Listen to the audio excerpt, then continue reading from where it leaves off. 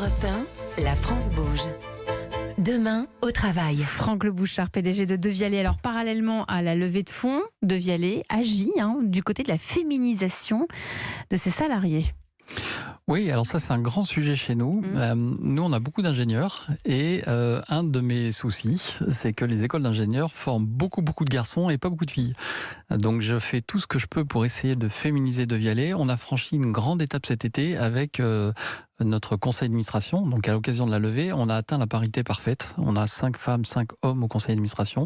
Donc c'est une vraie étape. Il n'y a pas beaucoup de groupes dans le monde qui arrivent à ça. Et surtout dans ce secteur d'activité. Absolument. Très technique. Mon combat maintenant, et c'est un message que je passe aux jeunes étudiantes, il faut plus de jeunes étudiantes en école d'ingénieurs qu'on pourra ensuite recruter pour féminiser encore plus Devialet. Ouais, donc féminiser ces métiers techniques, tout ça c'est important.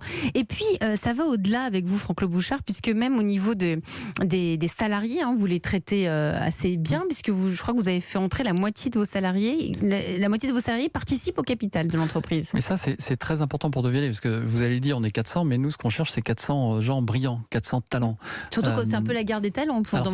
C'est absolument la guerre des talents, et donc nous on fait tout ce qu'on peut pour recruter les gens les plus brillants, et une fois qu'on les a rencontrés, les garder. Et donc on fait plusieurs choses. Il y a évidemment la base, c'est les salaires. Donc voilà, on a des augmentations de salaire 5% l'année dernière, 5% cette année. Donc on fait pour tout le monde. Pour tout le monde. Alors c'est une moyenne, mais oui.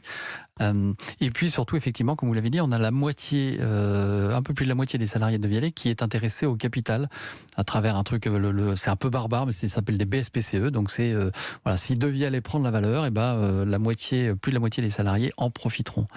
Vous, Clotilde, dans votre entreprise, il y a des salariés, il y en a combien ? Il y a des salariés, on est 8 et quelques freelances et CDD.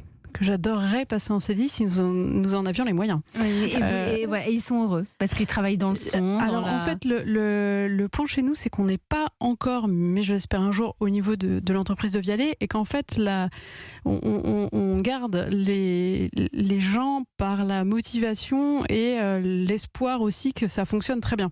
C'est-à-dire que le jour où je donnerai des BSPCE à mes salariés, ça voudra dire qu'on pourra et qu'on sera en capacité de le faire. Donc déjà, il faut aller en CDI. Et ensuite déjà consolider les postes, effectivement.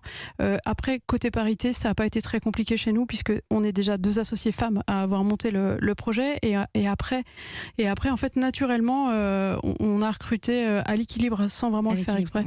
Comme quoi ça avance. Et même là-dessus, c'est en train de bouger en France. C'est pour vous, un petit clin d'œil pour vous, Franck Le Bouchard. C'est celle-ci qui vous apaise ? Bien joué. Celle qui m'apaise le plus, c'est Roméo et Juliette. Ah, elle est formidable, Roméo et Juliette.